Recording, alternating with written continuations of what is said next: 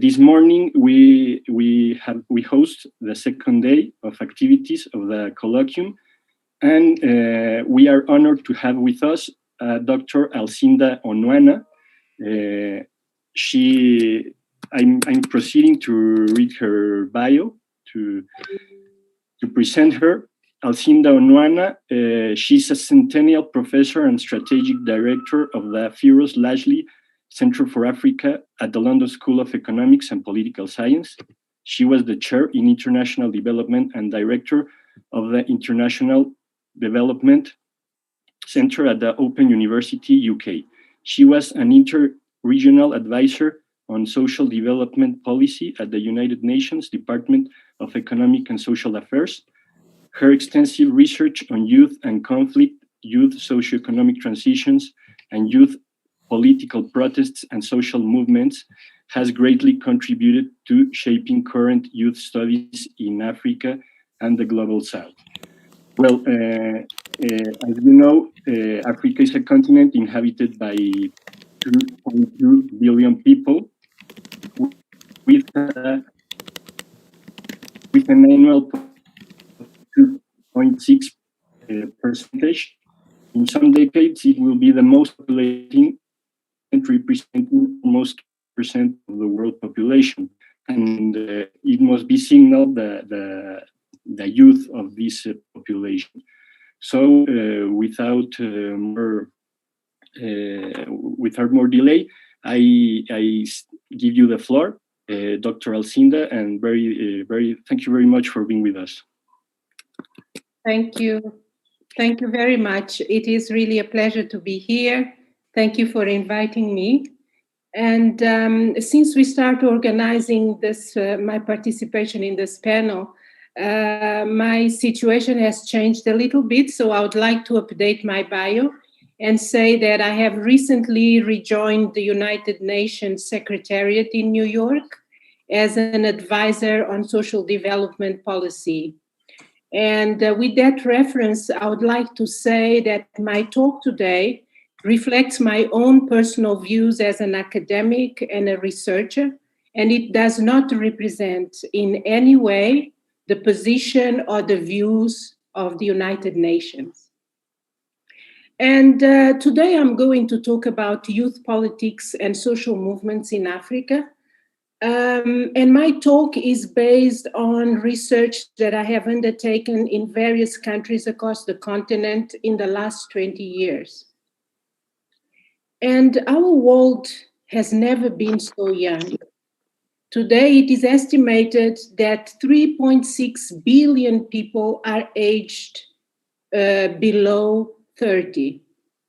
Most of them live in developing countries, with sub-Saharan Africa having over 60% of its population below 25 years of age.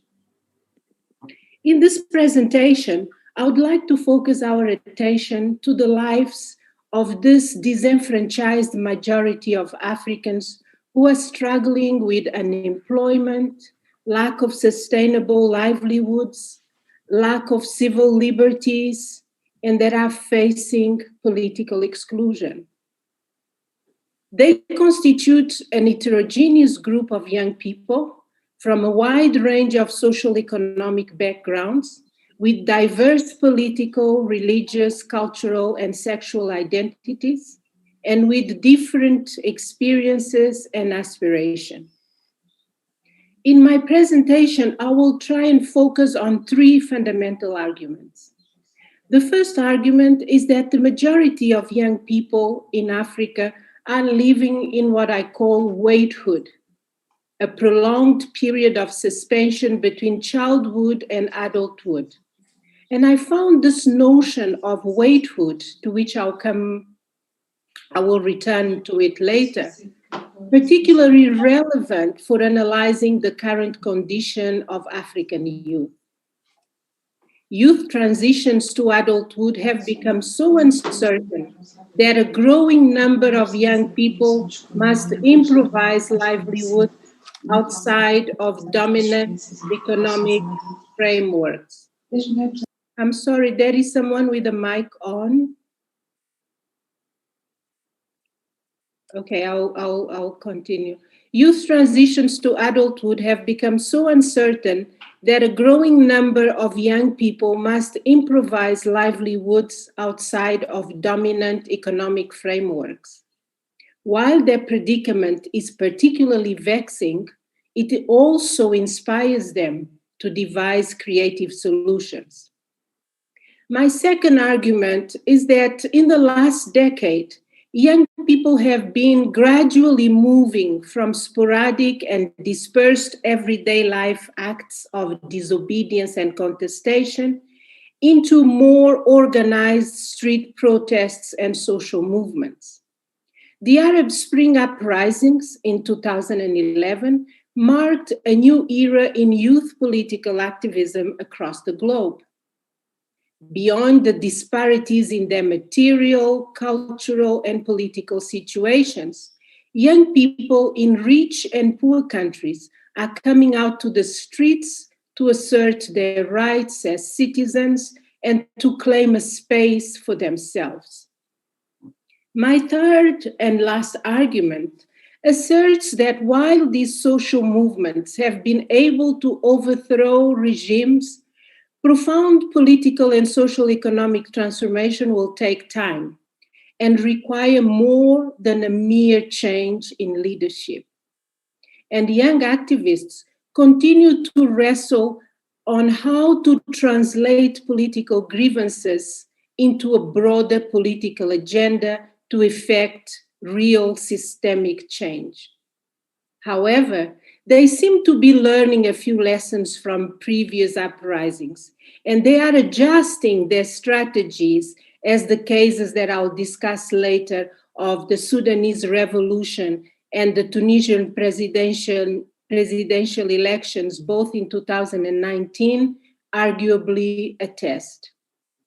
So starting with waithood, in my book, published in 2012, The Time of Youth, I discussed the concept of waithood, which means waiting for adulthood, to describe the prolonged period of suspension when young people's access to adulthood is delayed or denied.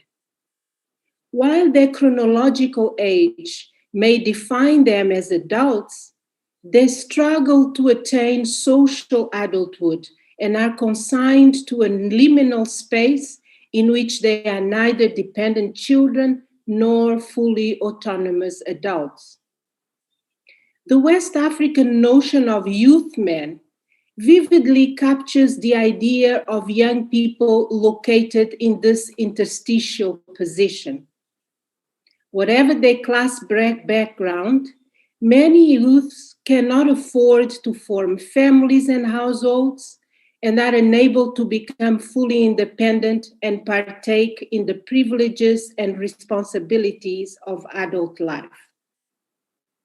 Here, it is important to understand youth as a socially constructed category defined by systems of meanings and values which are based on social expectations, social roles, and responsibilities.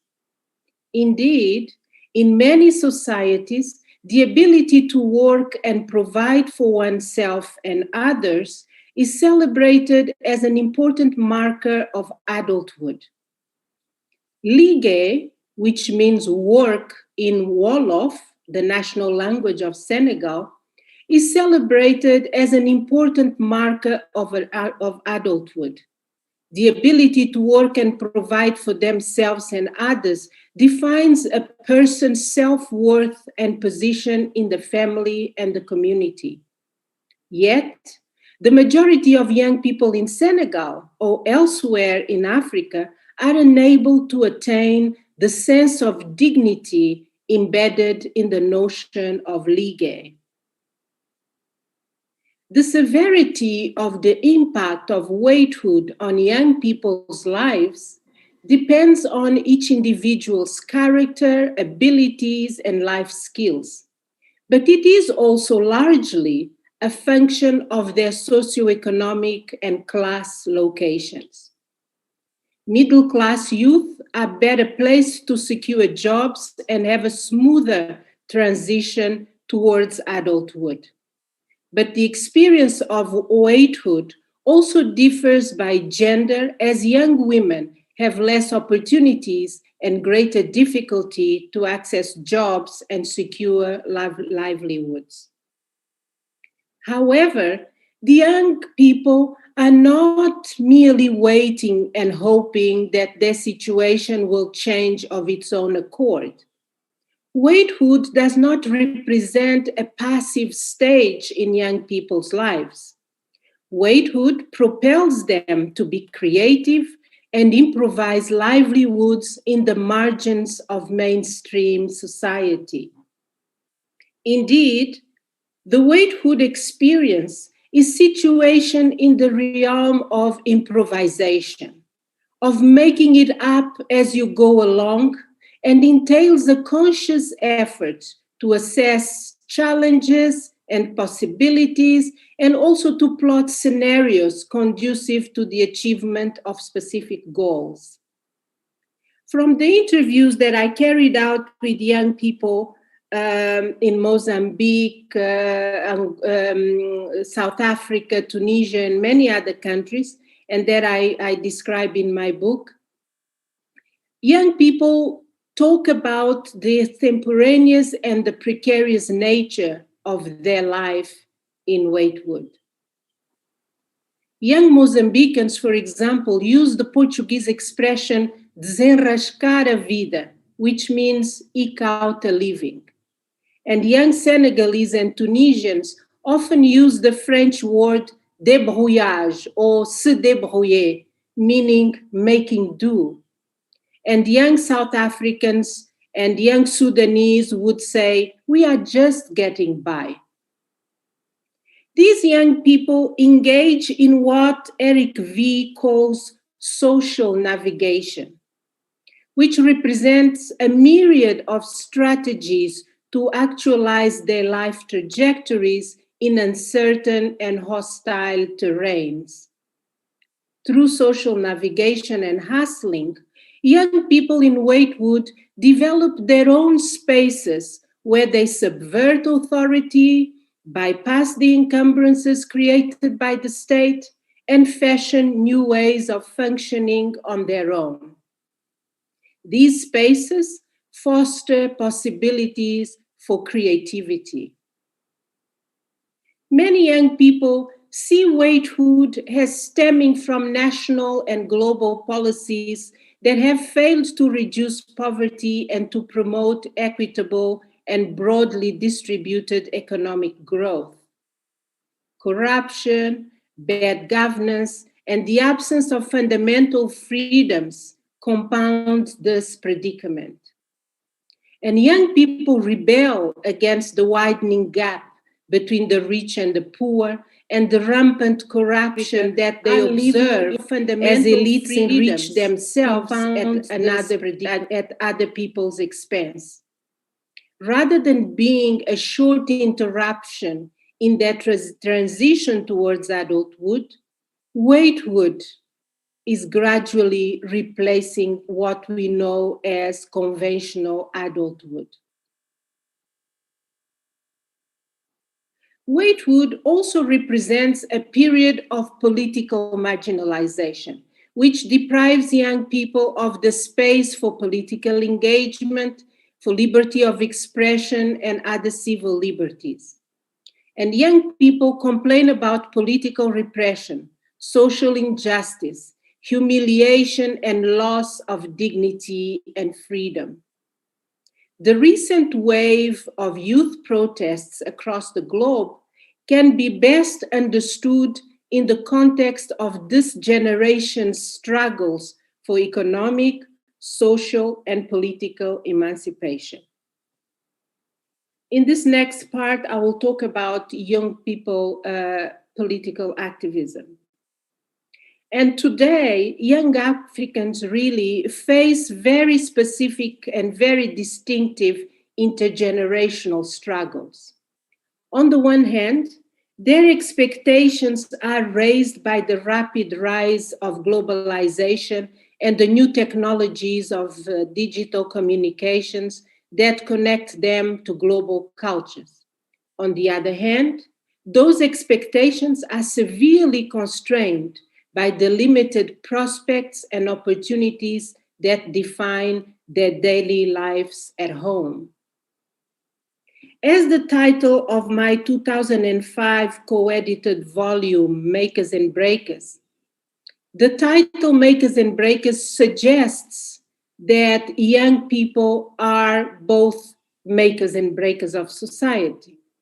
While some may be at the neoliberal vanguard of consumerism or join radical movements, others are at the forefront of pro-democracy social movements, are innovators in tech and digital industries, or are making a living through hustle and other forms of social navigation.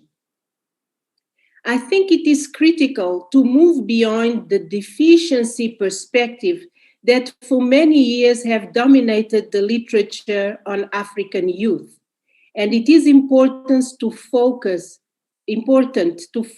on an asset-based approach that understands young people as critical social agents. Indeed, Karl Mannheim suggested that young people have the capacity to envision society and polity anew. Their novel outlook arises as the young assimilate, develop, interrogate, and alter the social and cultural repertoire that they receive from previous generations. Young people are often the impetus for social change, as they accept new forms of cultural expression, reshape languages, and embrace new technologies. And young people in Africa today no longer trust the state's willingness and ability to find solutions to their problems. Like other social groups, young people have always been involved in everyday processes of social change by fashioning the spaces within which they try to get by and assert their rights. Young women and young men and young people who are gender fluid, they engage in civil society associations, in popular culture, in debates through cyber social networks, and in political demonstrations. If we pay careful attention to the lyrics of their songs, the verses of their poems, the scripts of their plays, and to their exchanges and images on Facebook, Instagram, Snapchat, WhatsApp, Twitter, and text messages, we will uncover a strong critique of the status quo. As Asef Bayat calls these actions, he calls them non-movements and describes them as discrete and unassuming daily struggles outside formal institutions that blend with political activism. These actions represent, in Bayat's words, the quiet encroachment of ordinary life into politics. However, in the last decade, young people have been moving from this quiet encroachment on politics to a more open and vociferous takeover of the national political stage. They have been questioning their waithood status and demanding better lives and better futures. They are loudly saying, enough. This is happening not just in Africa, but across the globe. Youth political protests gained a new momentum after the Arab Spring in 2011, which marked a new phase in youth political activism globally. From the Y'en a marre movement in Senegal, the Black Lives Matter in the US, Filimbi and Lucha movements in the Democratic Republic of Congo, the Occupy movement in several countries, Fallism in South Africa, the Umbrella Movement in Hong Kong, Le Ballet Citoyen in Burkina Faso, and SARS in Nigeria, and the students' uprisings in Chile, Mexico, Colombia, to the transnational environmental and climate justice movement, just to mention a few of these movements. And it is clear that this generation is refusing to accept its confronted plight. What is significant here, in my view, is that this major trend initiated in Africa, in the global south, in 2011 with the Arab Spring. Here we have young Africans not as mere followers. On the contrary, they are leading and shaping the contours of youth activism globally. Inadequately, I think, most of the literature on the Arab Spring extricated these movements from Africa, as if Tunisia and Egypt were not African nations. Most studies on the Arab Spring have tried to cast the debate as a Middle Eastern phenomenon and an Islamic uprising, questioning the extent to which Islamic societies could reform themselves through non-violent contestation. These analyses ignored the socioeconomic and political contexts of the Arab Spring revolutions. They failed to acknowledge the connections between North African revolutions and the series of protests, both overt and discreet, against authoritarian regimes, corrupt multi-party politics, and stifling neoliberal economics, which were already going on the African continent. And this is clearly stated by Adam Branch and Zachariah Mampili in their book on African protests. I believe that the neglect to acknowledge nonviolent collective action in sub-Saharan Africa stems from the fact that the prevailing paradigms of mainstream social movement theory are based on developments in Western Europe and North America, mainly. They have disregarded the global South, especially Africa, by assuming that non-violent modes of social mobilization and contestation were not significant in rural, traditional, and ethnic-based societies. This argument has long been rejected by many scholars, and there are various examples of non-violent political contestation in the continent, from the civil disobedience protests in Sudan and Ghana in the 1960s, the anti-apartheid movement in South Africa in the 70s, the youth movements in Senegal in the 80s, the Ogoni movement in Nigeria in the 90s, and the uprisings against price hikes of fuel, food, and basic staples in many countries in the 2000s, to mention just a few. Following the Arab Spring, young people have been taking to the streets in unprecedented numbers, braving the police and the security forces. Through their actions, dictatorships have been overthrown, corrupt leaders have been voted out, unconstitutional presidential term extensions have been blocked, and governments have been forced to reverse unpopular decisions. The actions of these movements have, without a doubt, expanded the political space for public participation and broadened the boundaries of individual freedoms, challenging the state's monopoly of the political discourse. In Tunisia, Senegal, and Burkina Faso, for example, Populations once considered calm, docile, and intimidated have opposed the status quo with great courage and assertiveness.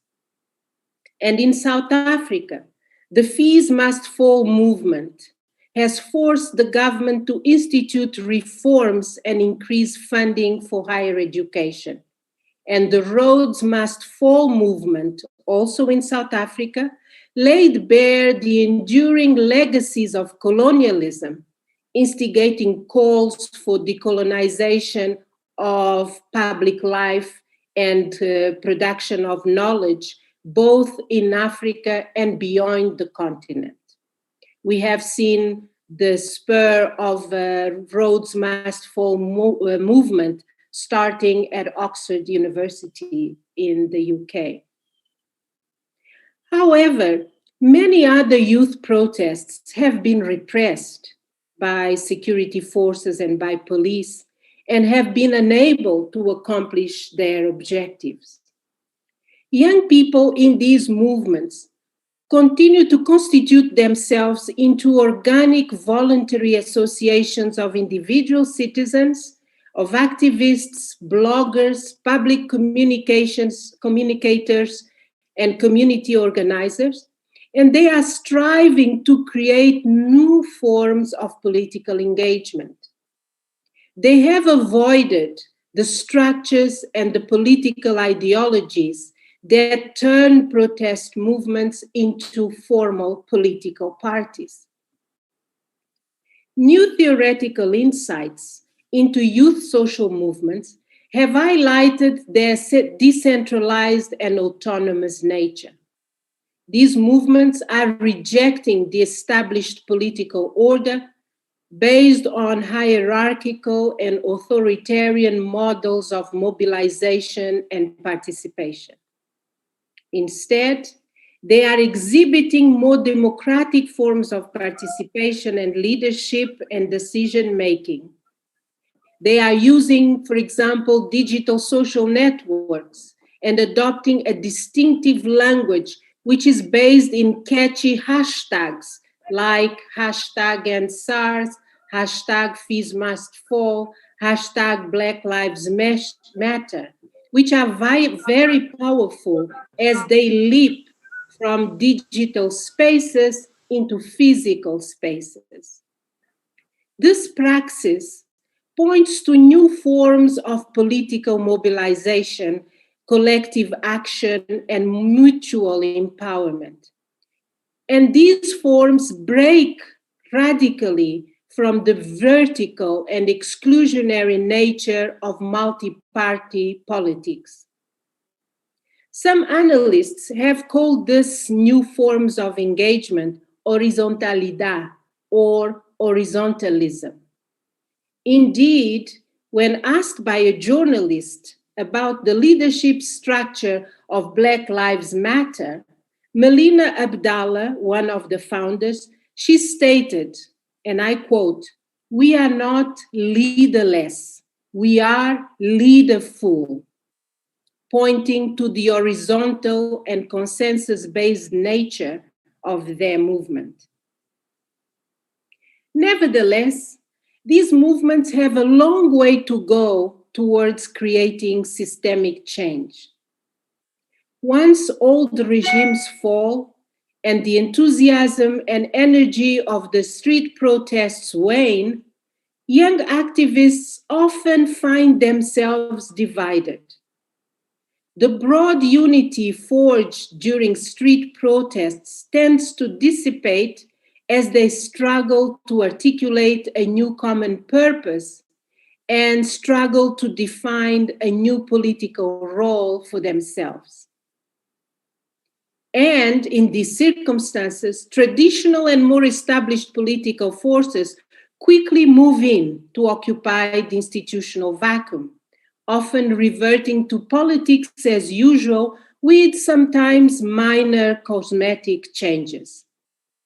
This is what happened in Egypt and in Tunisia after the Arab Spring, but also in places like Senegal and Burkina Faso, where young activists are becoming disillusioned with the new post-protest governments.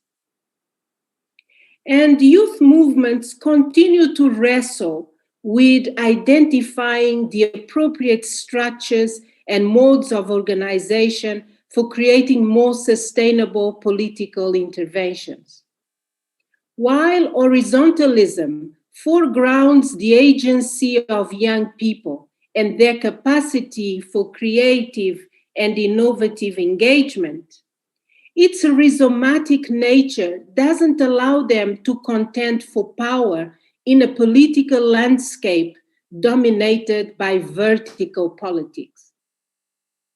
However, it appears that these young activists have no desire to enter the formal political system as established today. Many young activists see the current political system as a restricted space in which elite groups compete for and take turns among themselves to control power, resources, and privileges. In this way, politics becomes a way of masking corruption and legitimizing lofty notions of democracy. Therefore, the goal of many of these activists that I've been talking to is to dismantle the political system and envision a new type of politics.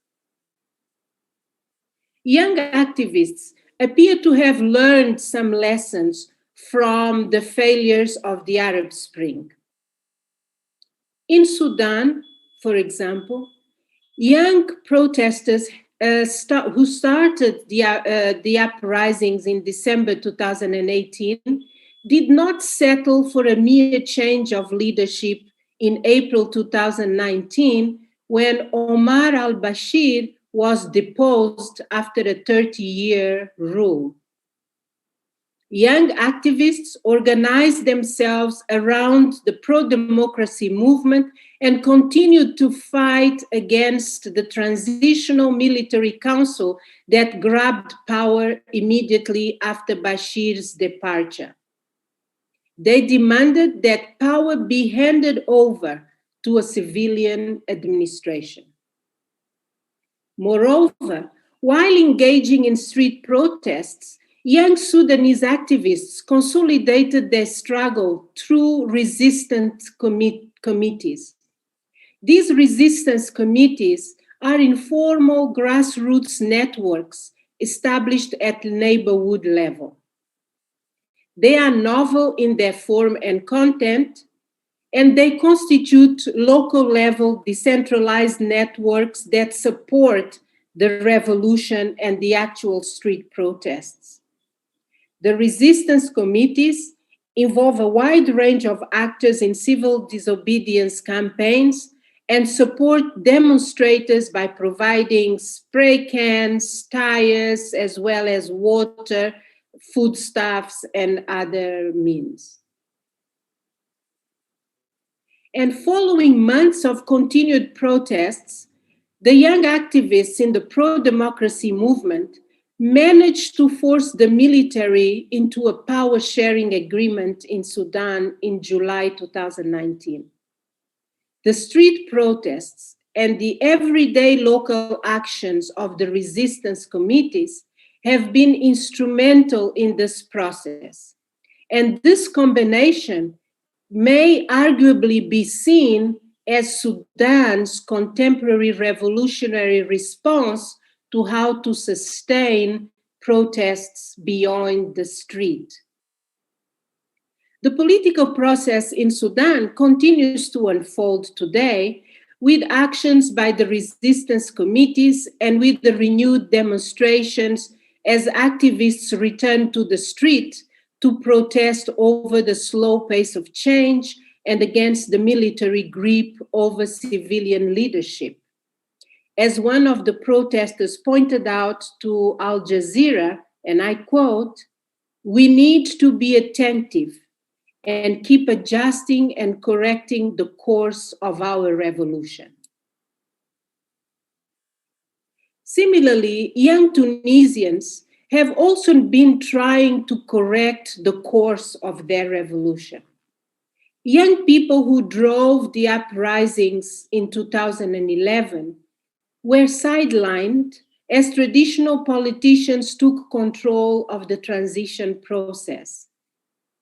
The youth felt that the old guard hijacked their revolution, and they retracted from the national political arena and from formal politics. For example, in the 2014 elections in Tunisia, the youth vote was as low as 20%. In any case, young Tunisians did not disappear from the political scene. They continued to operate in civil society associations and community-based groups, as well as in local government.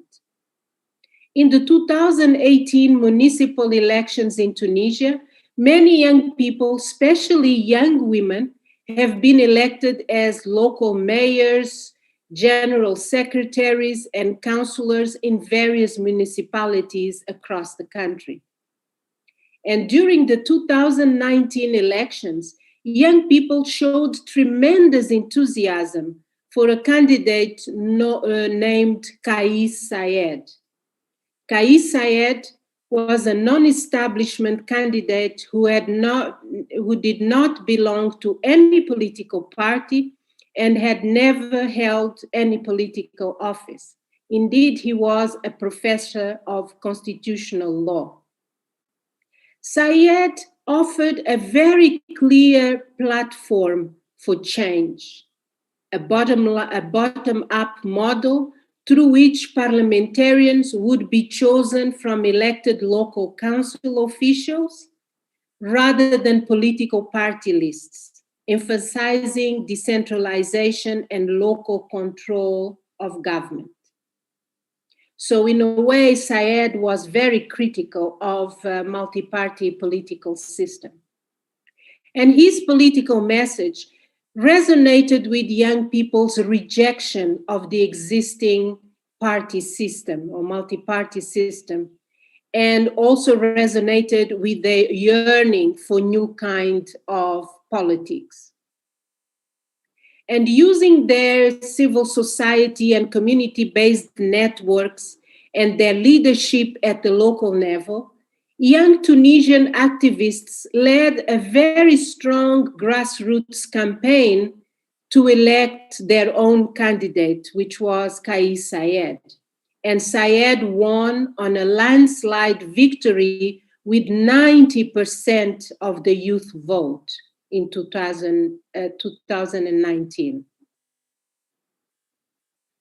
I concluded my 2013 book on Tunisia, which is called Youth and Revolution in Tunisia, by stating that young revolutionary Tunisians were already calling into question the nature of the political itself then.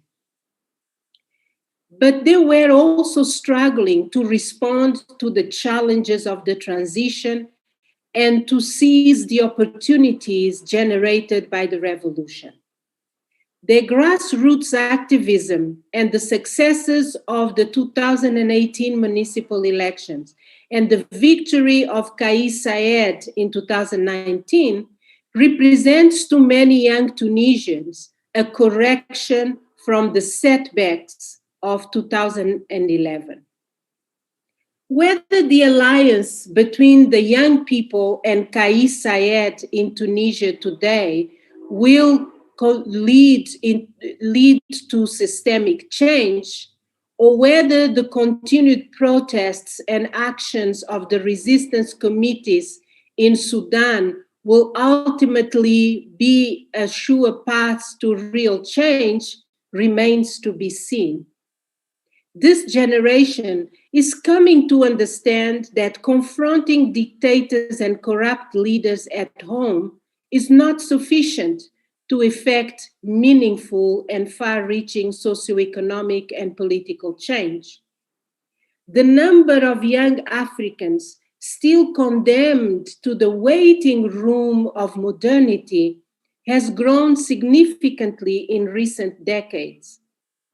Young people's feelings of powerlessness and deprivation are exacerbated today by the ability boosted by the internet and social media to constantly compare their own lives with the lives of those who are more fortunate and privileged.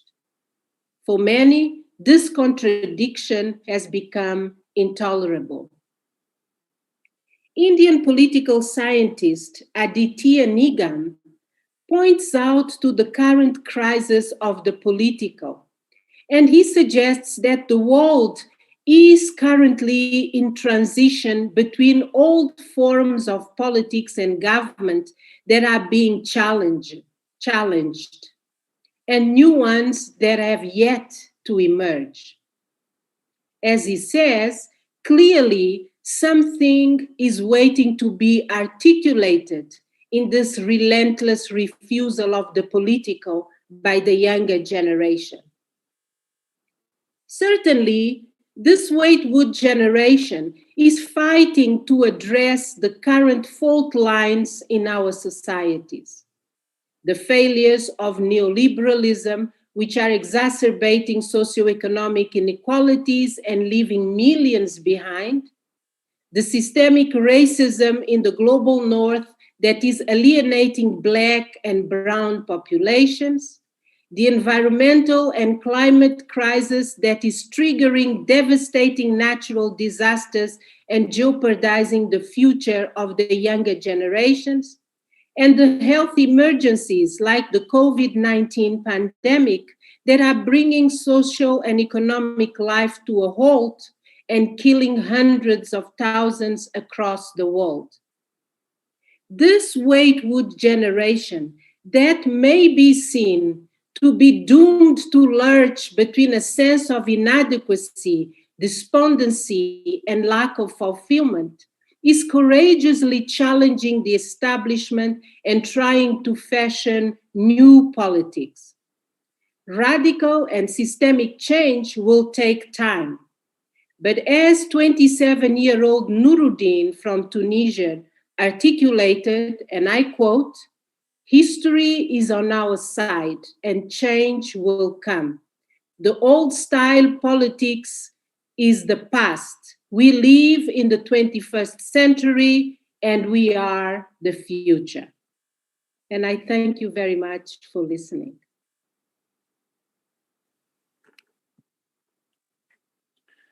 Thank you very much, Dr. Honwana, for this very rich presentation. Now we move to the question and answer time. We have already some questions here. I'm going to read them for you. We have a question from Stephanie Massa.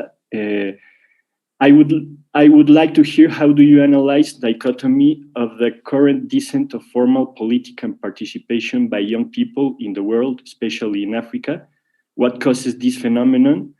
Fatigue about politics? Can social media solve this exhaustion of institutional politics? I don't know if you want to answer one by one, or if I read another one. I would like to read them because I didn't get which one is it? I'm looking at the chat. The one that you first read? Yeah, from Stephanie Massa. Stephanie Massa, okay.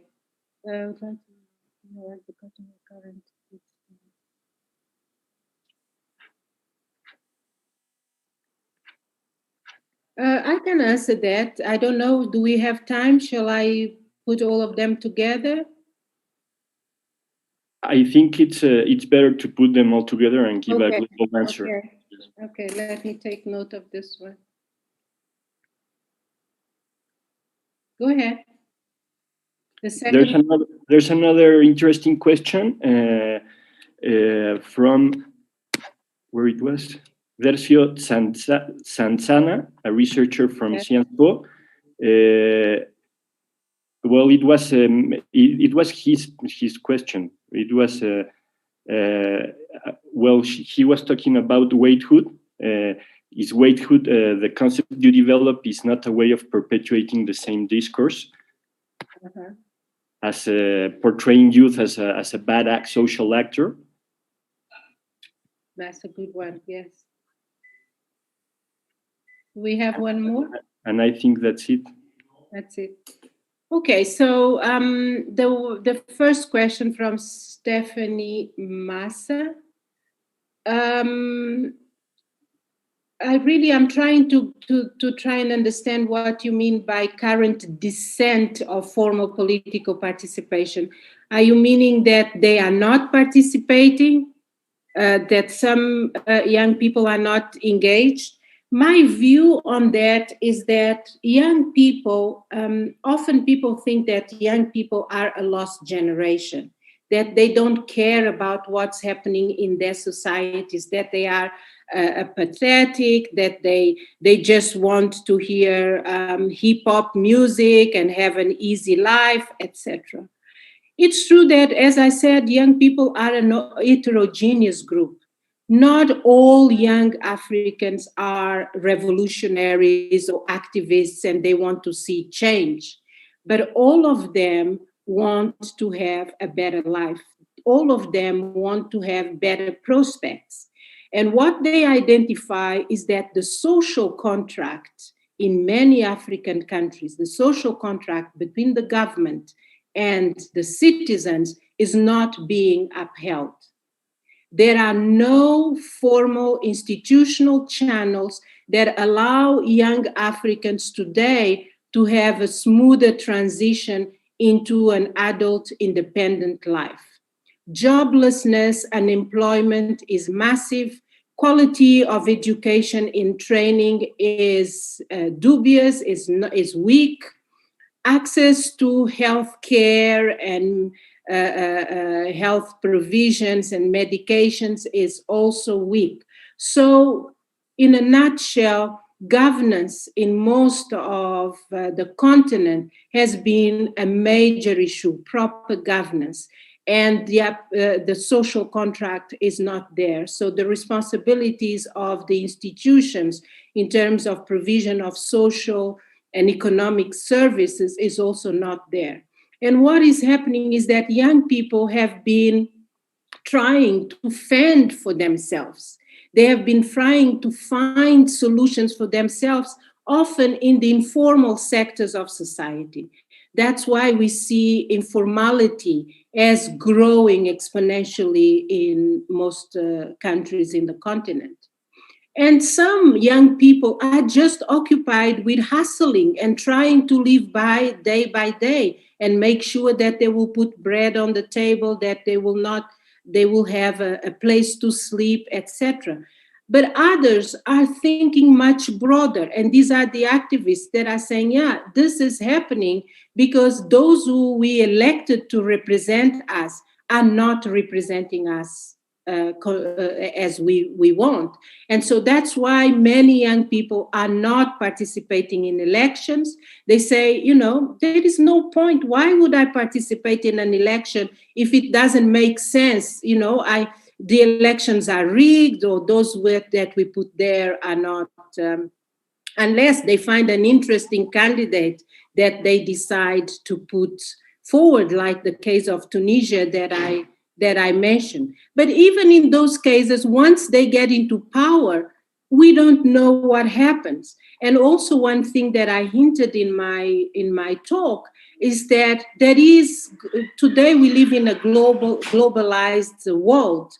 And what is happening in Africa is not disconnected from broader global developments. The dependency of poor nations over rich nations, the role of the Bretton Woods institutions, like the structural adjustments that we had programs that we had in the continent, the impositions of free market and other neoliberal, all these things impact on the way local governments and issues of sovereignty, etc. So that's why, in a way, we're seeing that these problems with waithood, with inability to build some sense of well-being is not just happening in Africa, but it's happening across the globe. We see it in Europe, we see it in Asia, we see it in Latin America, we see it in many other places. And the struggles of these young people are very, very similar. And for example, after the 2008, 2009, or 2007, 2008 recession, in the crisis in Europe, there was a lot of unemployment. For example, there's a number, I come from Mozambique, a number of young Portuguese were going to Mozambique to try and find employment because there was no employment in Portugal. And there was a huge migration towards the south, to Mozambique, to Angola, even to Latin America. But often when we talk about migration, is the migration of the Africans towards Europe, and we show those boatloads of young Africans dying and in the streets. So I think what we are experiencing, it's a much more global understanding of the condition of the young population in the world today and the crises that are affecting our world. So I think what started as an African problem with the problems that we have in the continent and the many years of both colonialism and then neocolonialism, neoliberalism, etc., is now affecting the entire world. And that's why I say young people in Africa are not just followers of developments elsewhere. They are also the ones leading those developments because they have been at the forefront of these troubles for many, many years. I think that's all I could say about that. There's your question about waithood. I don't think so. I don't think waithood, I see waithood as really, it's a way of trying to capture the moment, and saying, we are in a crisis.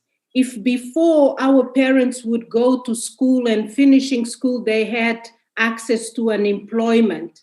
Today, it's not the case. The thing that they were preaching us before, young people tell me, that you be good, you go to school, finish your degree, and then you have a career, it's not necessarily true.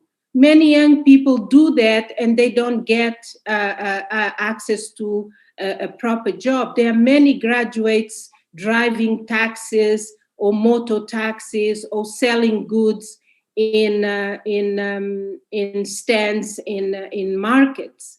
So in a way, waithood, it's a way of capturing what is happening, is this stalemate, is this kind of twilight zone. And I'm applying waithood here in relation to young people, but we could apply waithood in relation to many things. And for example, this COVID situation could be seen as a situation of waithood. We are in a limbo. We don't know what's going to happen. Is the vaccine coming? Is not coming?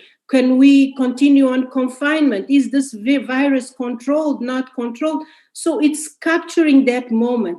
But those moments of limbo, of the twilight, those gray areas also create opportunities, because there is nothing and we need to build something. And that's why I think it's the positive side, is that this waithood situation creates a space for creativity, for improvisation, for dreaming and envisioning something different that it's not there yet. So in a sense, I don't see it in a negative fashion, as I explained, but very much in a positive one, and as a space for opportunity, as a space for growth, as a space for reinventing something new. And in the quote of Mannheim that I gave during the talk, is that young people have this kind of rebellious, creative energy that transform whatever is given to them. They don't take things lock, stock, and barrel. They try to transform. They create new languages. They dominate the internet. They dominate the hashtags. They are the savvy ones. That's why in Africa, for example, in traditional institutions like religious institutions, like Pentecostalist churches, where young people are usually just followers, in the 21st centuries, for those institutions to be relevant, they have to be, enter the digital world. And that's when the religious leaders are pushing the young people who are savvy in the internet to try and get a more front row role, so to speak. So, slowly young people are transforming our world, but often we tend to just focus on the negative aspects. And I hope I didn't get the idea that they are negative, and that, my work has shown that young people are very proactive. It's going to take long because the structures that compound them to this structural position are really difficult to tackle. But that's how change comes, how the world is transformed. Yeah, I think I'll stop. Thank you very much for your answer. We have another question here from the audience. I don't know if we have still 2 minutes to provide an answer. Do you think these movements will influence the role of young women and girls in the future? Yes, that's a very good one. And one thing that I've noticed, I started doing this research on youth in the early 2000s. And in the beginning, there were very few young women in protests outside and in the street. They were playing more the role of, providing food and health and support and help and support. And there were usually young men in the forefront. But in the last decade, we have seen a lot of young women out in the streets and really playing a central role. And not just in Africa, but globally. For example, in the revolution in Sudan, one of the emblematic images that came is this young women on top of a vehicle, really shouting and the dictatorship and against Bashir, etc. And we see in Tunisia, in Senegal, in Nigeria, with NSARS, in the DRC, in Zimbabwe, in Madagascar, a lot of young women in the forefront of these movements, out in the streets. Young women with veils, they are out in the streets, as you can Google and see the images online. But also there is a very strong movement against sexual harassment, sexual abuse, and especially during COVID. There is a hashtag going on about ending sexual violence against women, because during COVID there has been a rise in sexual abuse and exploitation of women and girls. And I think these movements also kind of bring a number of issues. There is also the issues of the LGBT people, the LGBTQ, I think that's the way to say, and many other movements that are in this process of changing and transforming our societies. Well, thank you, Professor Honwana. It's been a pleasure having you with us. I think you have clearly demonstrated how youth, not only in Africa, but all over the world, is at the heart of political change. And I hope these themes about youth politics will appear also in our panels. the conference. So once more time, I thank you on behalf of all the colloquium organizing committee for being here with us. It has been a pleasure. Thank you. Thank you very much for having